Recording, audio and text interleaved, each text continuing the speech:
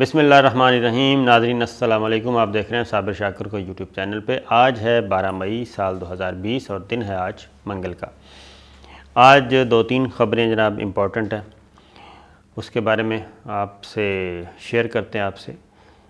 Number 1 ایک یہ ہے کہ جی چینی فوج کے ہاتھوں بھارت کی دھلائی ہوئی ہے، اور یہ ہم آپ کو بتائیں گے کیسی ہوئی ہے اور کس سیکٹر میں ہوئی ہے۔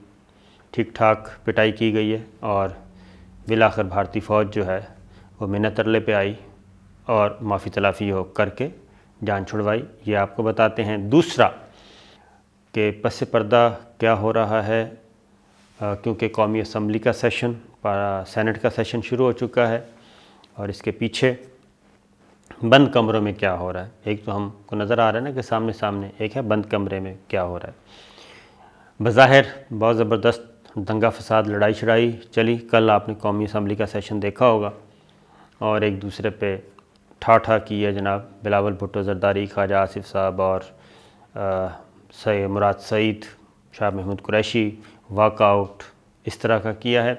لیکن بند کمرے میں، پس پردہ، کوریڈورز میں، ان کیمراز وہ کیا ہو رہا ہے وہ آپ سے شیئر کرتے ہیں جناب۔ پھر وزیر اعظم عمران خان کا ایک اور بڑا فیصلہ، اور وہ فیصلہ یہ ہے کہ چینی اور چینی، آٹا، گندم، یہ تحقیقات آپ کو پتہ چل رہی ہیں۔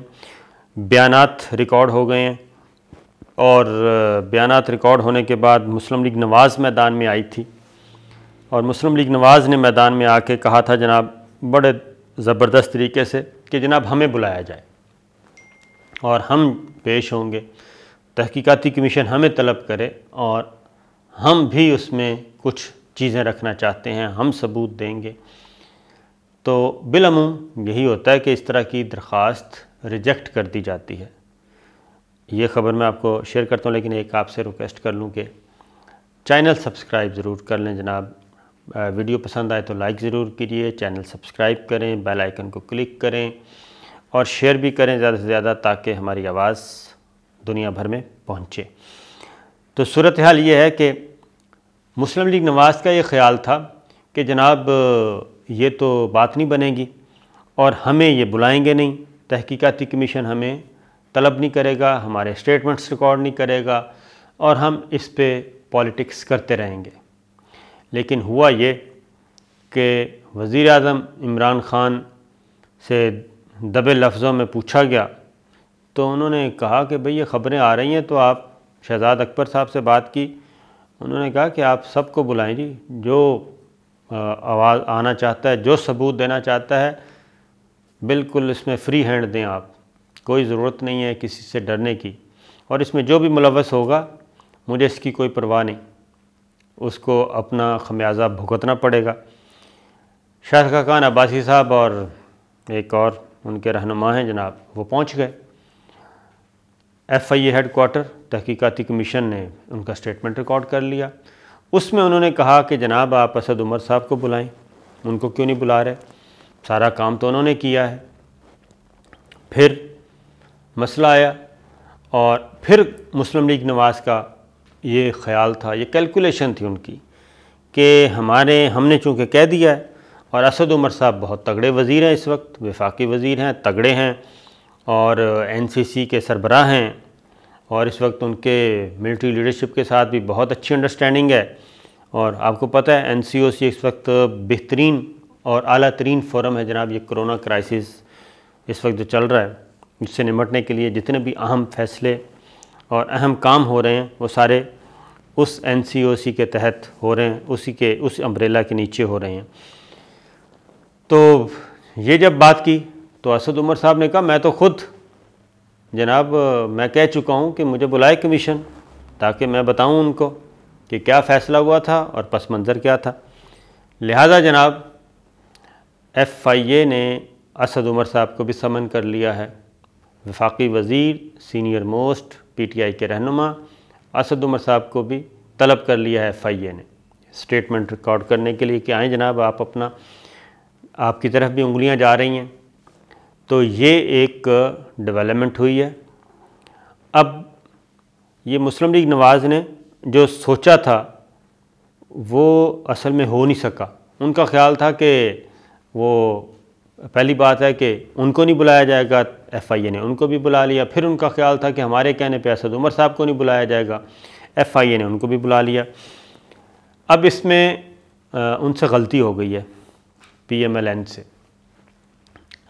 اگر تحقیقاتی کمیشن اسد عمر صاحب کو نہ بلاتا تو یہ سکم رہ جانا تھا, کیونکہ کل کو یہی تحقیقاتی کمیشن کی جو رپورٹ ہے, فورینزک آڈٹ بھی ہو رہا ہے, ساری رپورٹس اسی کی بنیاد پہ ریفرنس بننے ہیں اور اسی کی بنیاد پہ ایف آئی آرز درج ہونی ہیں. اور اگر تحقیقاتی کمیشن اسد عمر صاحب کو نہ بلاتا یا حکومتی لوگوں کو نہ بلاتا تو اس رپورٹ کی, کمیشن کی رپورٹ جو ہے اس کی کریڈیبلٹی زیرو ہو جانی تھی اور اس سے اچھا خاصا ایک ایج حاصل ہونا تھا.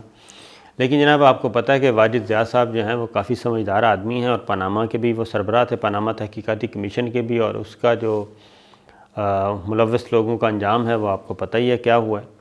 لہٰذا اسد عمر صاحب اب جائیں گے اور اپنی پوزیشن بھی کلیئر کریں گے, بلکہ حکومت کی پوزیشن کلیئر کریں گے اور یہ بتائیں گے کہ ہمارے سامنے شوگر ملز کی طرف سے, شوگر ملز اونرز کی طرف سے ہمارے سامنے کیا تصویر رکھی گئی تھی, کیا ڈیٹا بتایا گیا تھا. ہم نے تو اس ڈیٹے کی بنیاد پہ یہ فیصلے کیے تھے, اور جب وہ ہمارے سامنے ایک فورج ڈاکومنٹ پیش کیا گیا, ایک جعلی دستاویزات, جعلی اعداد و شمار پیش کیے گئے, تو یہ تو ڈبل کرائم ہے ان لوگوں کا جنہوں نے یہ ساری سچویشن ہمارے سامنے رکھی. لہٰذا اسد عمر صاحب کو طلب کر لیا, لہٰذا وہ اپنا سٹیٹمنٹ ریکارڈ کروائیں گے جناب, اور اس سے مزید پھنسیں گے. ایک اور چیز, شاہد خاقان عباسی صاحب نے یہ بھی کہا ایف آئی اے کے سامنے کہ جناب یہ خسرو بختیار صاحب کی فیملی اور جہانگیر ترین صاحب کو غلط پھنسایا جا رہا ہے, ان کا قصور نہیں ہے. اس کے پیچھے میں آپ کو بتا دیتا ہوں خبر کیا ہے. خبر یہ ہے کہ مسلم لیگ نواز, آپ کو پتہ نہ کوشش کرتی رہتی ہے, ظاہر اپوزیشن ہے, ان کی کوشش ہونی چاہیے کہ حکومت گرائی جائے اور واپس اپنا اقتدار واپس لیا جائے عمران خان سے اور بزدار صاحب سے. لہٰذا وہ ایک لالی پاپ دے رہے ہیں, دانہ ڈال رہے ہیں. کس کو ڈال رہے ہیں؟ خسرو بختیار صاحب کو, کیونکہ ان کی قومی اسمبلی میں بھی ایک گروپ ہے اور پنجاب اسمبلی میں بھی ان کے بھائی ہیں, اہم ترین وزیر خزانہ, تو ادھر ان کے وہاں پہ بھی ایم پی ایز ہیں. تو مسلم لیگ نواز کا خیال ہے کہ یہ اس وقت ہم ہمدردیاں حاصل کر لیں ان کی, اس گروپ کی, جے کے ٹی کی بھی کریں اور اپنا خسرو بختیار اینڈ فیملی کی بھی کریں. جہانگیر ترین صاحب کا بھی ایک ہم خیال گروپ ہے, ایم پی ایس کا اور ایم این ایز کا. تو یہ مسلم لیگ نواز یہ سوچ رہی ہے, لیکن میری اطلاع کے مطابق اس میں وہ کامیاب نہیں ہوں گی اور یہ تحقیقاتی کمیشن اپنی رپورٹ فائنل کرے گا. تو ایک تو جناب یہ خبر تھی. اب واپس دوسری بڑی خبر کی طرف آتے ہیں, اور وہ خبر ہے جناب چائنا اور انڈیا. آپ کو میں نے پہلے بھی بتایا, پچھلی ویڈیو میں ساری سچویشن سے آگاہ کیا تھا کہ اس وقت انڈیا کو کچھ سمجھ نہیں آ رہی. انڈیا اس وقت اس ریجن میں لاوارث ہے, یتیم ہوا ہے, اس کو کوئی سنبھالنے والا کوئی نہیں ہے. اور رشیا کے ساتھ اس کے وہ والے تعلقات نہیں رہے اسٹریٹجک, چائنا کے ساتھ اس کے نہیں رہے, امریکہ کے ساتھ ہوتے تھے. افغانستان ان کی کمزوری تھی امریکہ کی, وہ بھی ختم ہونے والا ہے. وہاں سے بھی فوجیں جا رہی ہیں اور وہاں پہ بھی ایک نیا سیٹ اپ آئے گا. وہاں پہ بھی مار پڑے گی انڈیا کو, کیونکہ ان کو پتہ ہے کہ افغانستان اب بھارتی قونصلیٹ خانوں کا وہاں پہ کیا حشر ہوگا یہ چیز. لہٰذا اس کو کوئی سمجھ نہیں آ رہی سوائے اس کے کہ وہ امریکہ کا ایک پٹھو کے طور پہ یہاں پہ اپنا کام کرے اور اس کا ایک مظاہرہ بن کے, وہ ہوتا ہے نا مسلی, دیہاتوں گاؤں میں ہوتا ہے, بڑے چودھری کے ساتھ ایک چھوٹا سا بندہ ایویں بدماشیاں کرتا رہتا ہے اس کے نام پہ. تو یہ اس طرح کا وہ بنا ہوا ہے ٹٹو. تو اس نے کل پرسوں کی بات ہے چائنا کے ساتھ بھی ایک تھوڑا سا پنگا لینے کی کوشش کی. یہ سکم سیکٹر ہے, سکم سین کاف میم, سکم سیکٹر ہے اور نکولا کا علاقہ ہے. وہاں پہ جناب اس نے چائنا کے ساتھ بھی کی، اور چائنی آرمی آپ کو پتہ ہے کہ وہ باقی زیرو ٹالرنس، جیسے ہمارا انڈیا کے ساتھ زیرو ٹالرنس ہے، اس طرح چائنا کا بھی انڈیا کے ساتھ زیرو ٹالرنس ہے، اور پرانا حساب کتاب چل رہا ہے۔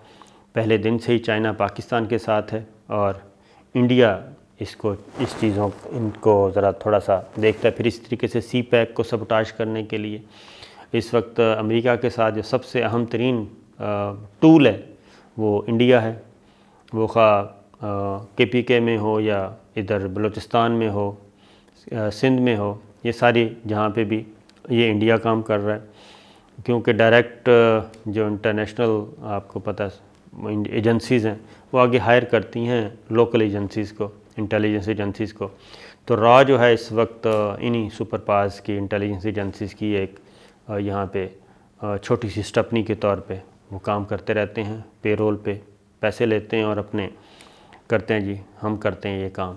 تو اس طرح کا یہ کام کر رہے ہیں، لہٰذا چائنا نے ان کی ٹھیک ٹھاک ٹھکائی کی، اور ٹھکائی کرنے کے بعد بھارتی فوج نے لوکل انہوں نے بتایا، انہوں نے کہا منت اللہ کر لیں، منت اللہ کیا، اور اس کے بعد ان کی خلاصی ہوئی اور یہ لڑائی ختم ہوئی۔ اس میں جو اچھا خاصا نقصان ہوا ہے انڈیا کا، آپ کو پتہ ہے انڈیا فیک نیوز دینے کا ماسٹر ہے، اور انہوں نے خبر ریلیز کی، پھر خود ہی خبر ریلیز کر دی، اس سے پہلے کہ چائنا سارے حقائق بتاتا، خود ہی پھر ایک خبر بھی ریلیز کر دی کہ اس طریقے سے جھڑپ ہوئی تھی۔